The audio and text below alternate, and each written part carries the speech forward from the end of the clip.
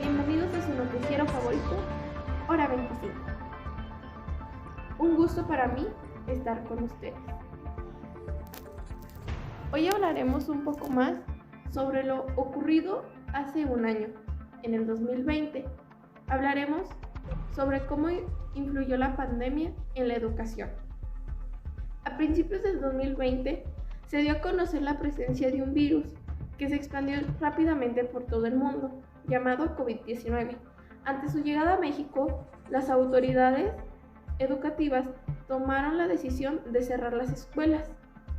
A continuación mostraremos un pequeño video sobre la periodista Andrea Sosa, quien da a conocer cómo se dieron las clases en ese momento. En México la educación es un derecho humano consagrado en la Constitución, pero la pandemia ha puesto en evidencia las enormes diferencias socioeconómicas que coexisten entre los mexicanos. Andrea Sosa Cabrios es periodista en México. Andrea, en primer lugar, ¿cómo reciben en estos momentos los niños y los jóvenes la educación? En México, desde marzo, están suspendidas las clases presenciales en las escuelas y los estudiantes están recibiendo clases de vía remota a través de distintos mecanismos que van desde recibir clases a través de Zoom, en el caso de escuelas privadas o de otras plataformas, a recibirlas por televisión. Como en otros países de América Latina, los estudiantes mexicanos no han podido continuar en las escuelas. Hay 165 millones de estudiantes en América Latina que no pudieron seguir con las clases presenciales y México es uno de esos países. ¿Cómo ha funcionado la digitalización de las aulas? Bueno, hay una gran diferencia entre lo que puede ser el estudiante de una escuela privada que tiene acceso a tecnologías y el estudiante de algunas zonas urbanas más pobres o de zonas rurales que no tiene acceso a esas tecnologías. Entonces, en México lo que decidió el Ministerio de Educación es que los estudiantes reciban clases por televisión y por radio. ¿Cómo es esto? Pues se tienen que sentar frente al televisor, los que tienen televisor, y escuchar lo que les enseñan. No hay una conexión con el maestro, no son programas en vivo, son algunos como documentales. Por ejemplo, hace un rato estaban pasando uno para bachillerato sobre el aparato reproductor femenino, otro sobre conciencia histórica. Entonces es una manera de solventar un poco esta ausencia de clases, pero ha tenido que ser vía remota.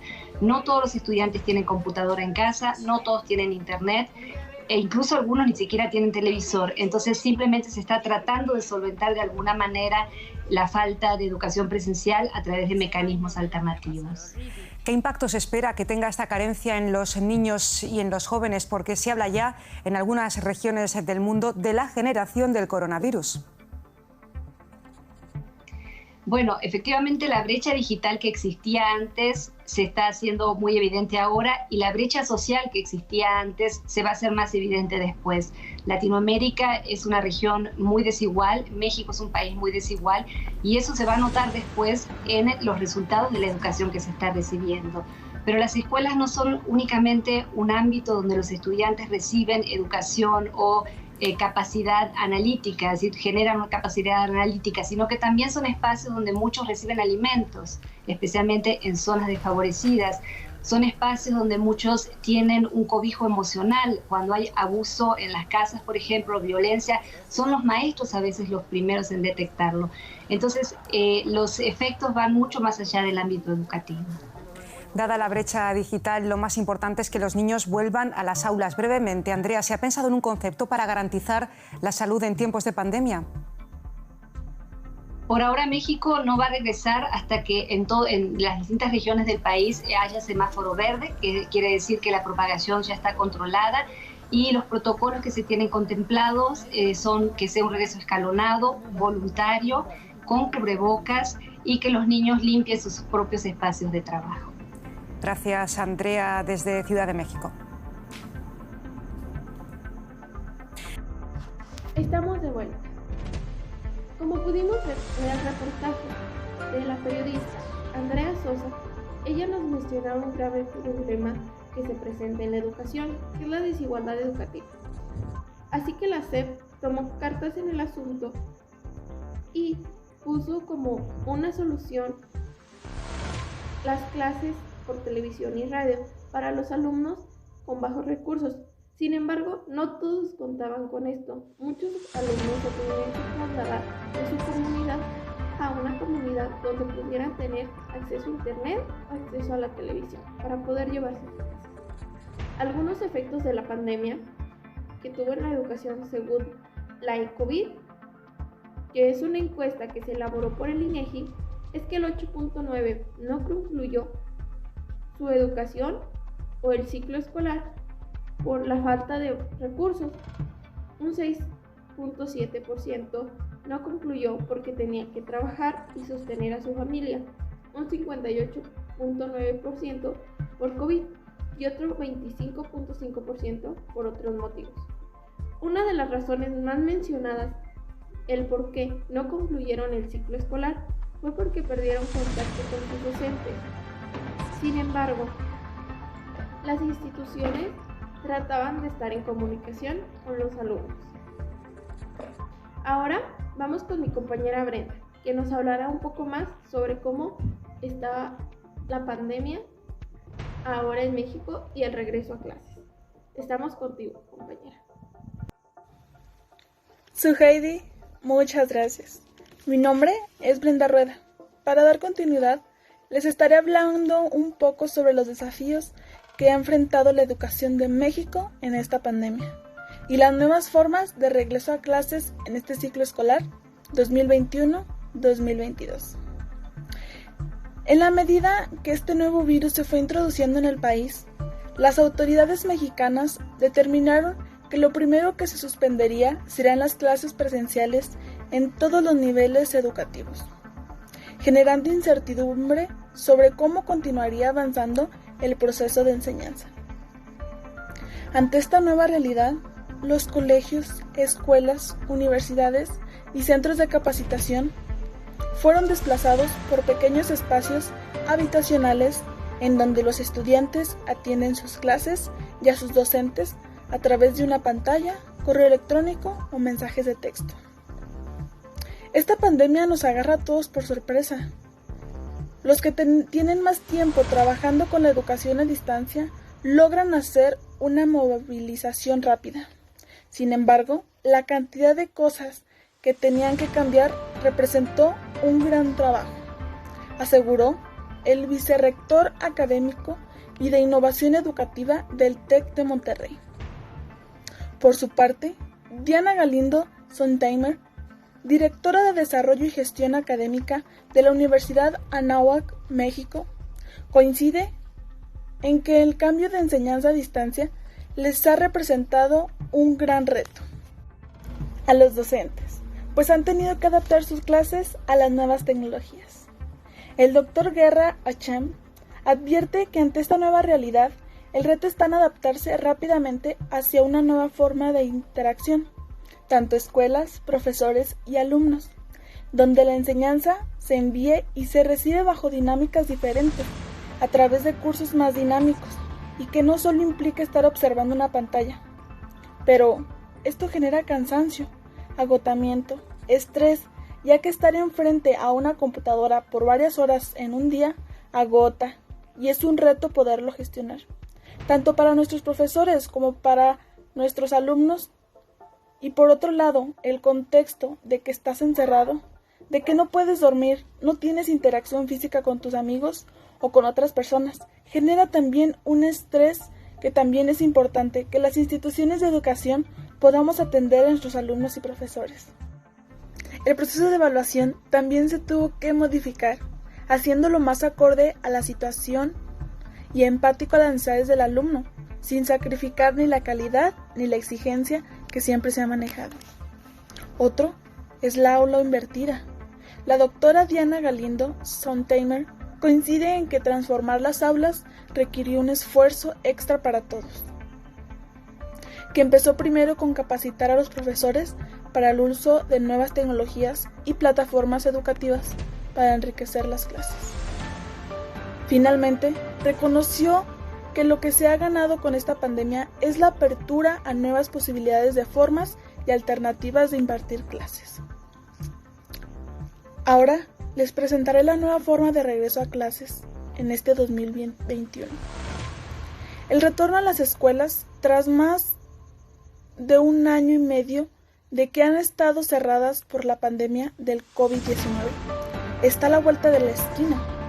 La Secretaría de Educación Pública, Delfina Gómez, señaló que, si bien el regreso a clases presenciales es voluntario, los menores deberán estar inscritos en el grado o nivel respectivo, para no ser considerados como un caso de abandono o deserción escolar. Tanto las autoridades de educación como de salud y el propio presidente Andrés Manuel López Obrador han reiterado que las clases presenciales son voluntarias, aunque han insistido en la necesidad de que los menores regresen a los salones por las afecciones que el confinamiento puede tener en su desarrollo social y emocional, así como en sus procesos de aprendizaje. El gobierno federal plantea 9 recomendaciones para promover y ayudar a la seguridad, salud e higiene para un regreso a clases responsable y ordenado. Número 1. Integrar y activar los comités participativos de salud escolar en las escuelas de los tipos básicos, medio superior y superior, que deberán establecer comunicación con su centro de salud más cercano cuando se requiera. Yo creo que para quedarse.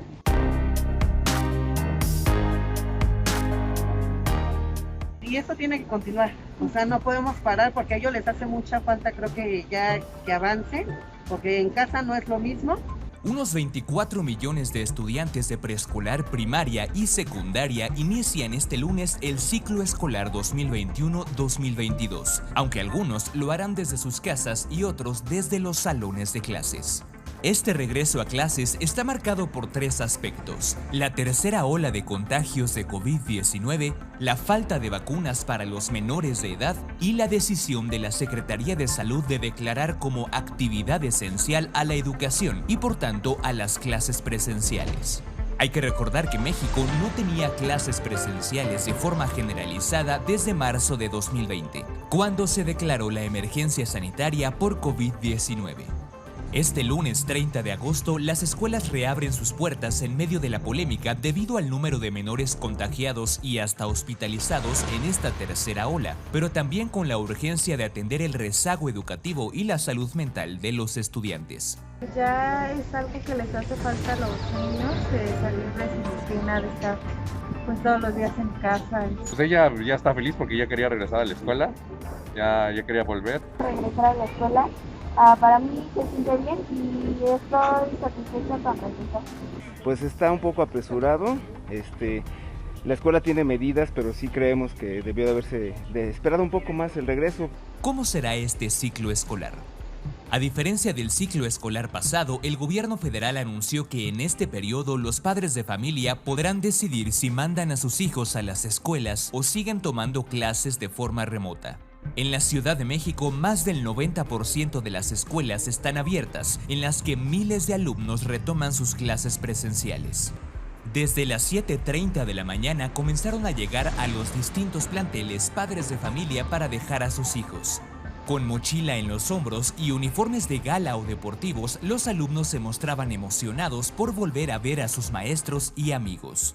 En la primaria República de Ecuador, el protocolo que establecieron los maestros y padres de familia es que los días lunes y miércoles asistan a clases los alumnos de primero, tercero y quinto año de primaria, mientras que segundo, cuarto y sexto lo harán los días martes y jueves. En la primaria República de Yugoslavia, el protocolo fue distinto. Este lunes solamente ingresaron los grupos A y B de primero a tercer grado. Parte de los protocolos de ingreso en ambas primarias es que los alumnos debían formarse a una distancia de 1,5 metros. Bueno, eso será todo de mi parte. Ahora vamos con mi compañera Xochitl, que tiene los detalles sobre las ventajas y desventajas que ha tenido la educación en esta pandemia. Xochitl, adelante, estamos contigo. Buenos días. Gracias, compañera. Hola, buen día. Mi nombre es Xochitl Rodríguez y el día de hoy les estaré hablando acerca de las ventajas y desventajas de las clases virtuales. Hoy día, debido a todas estas situaciones que estamos viviendo en la actualidad, de recibir las clases virtuales se ha convertido en una vía para solventar algunas problemáticas de los estudios académicos.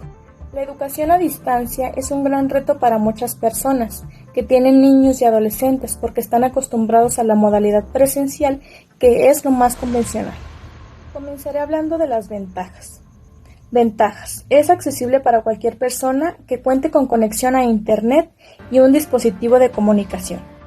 Otra de las ventajas sería, en cuestión de costos, la educación virtual es más económica de implementar, por lo tanto puede ser una acción más accesible. Otra es la educación virtual brinda flexibilidad al estudiante en relación con los tiempos, ritmos de aprendizaje y desarrollo curricular. Y la última ventaja, puede valerse de muchos recursos de aprendizaje tanto sincrónicos como asincrónicos, además de herramientas educativas para potenciar la experiencia educativa. Ahora comenzaré hablando de las desventajas que lamentablemente son más que las ventajas.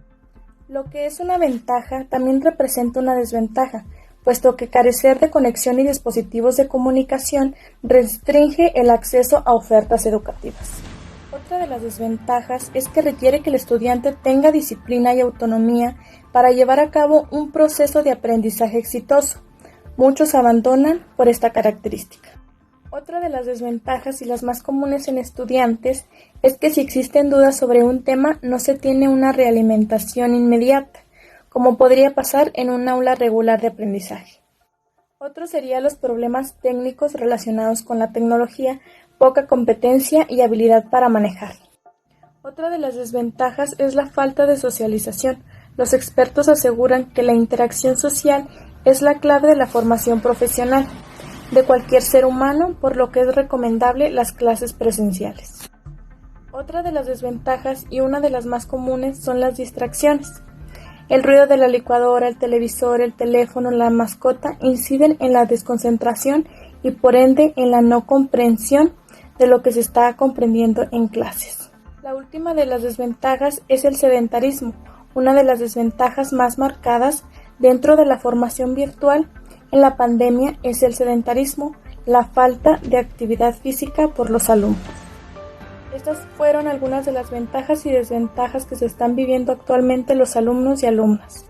Y para dar continuación, en esta ocasión se dará a conocer un pequeño video de una de las mayores desventajas que nos ha dejado la pandemia en relación a la educación y que no esta solamente se vive en México, también en algunas partes del mundo. Vamos con el video.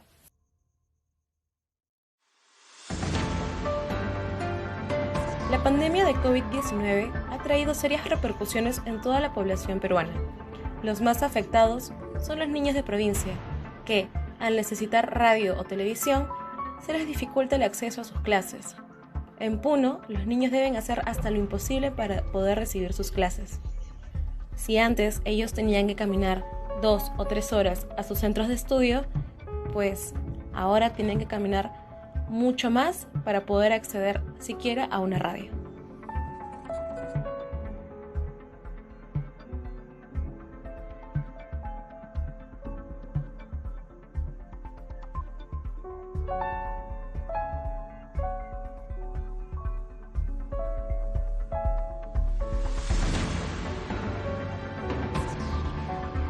Sandro Aroquipa Luque, un estudiante de 10 años de la institución educativa primaria número 73025 Cantati Ururi, con una radio colgada en su hombro y su cuaderno de aprendizaje, sube al cerro acompañado de otros niños.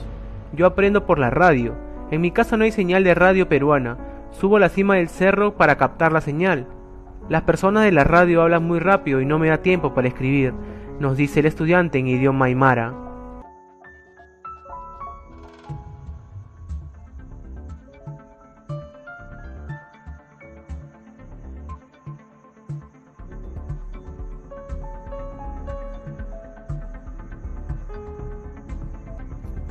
Como pudimos observar, este video hace referencia a la terrible situación que nos aqueja actualmente y que lamentablemente muchos estudiantes están viviendo.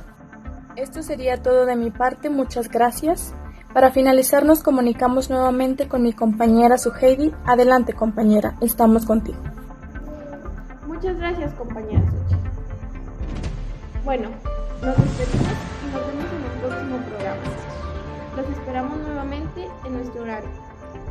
Por favor, sigamos las normas de seguridad contra el COVID.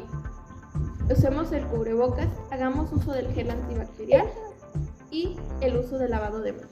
Muchas gracias. Hasta luego.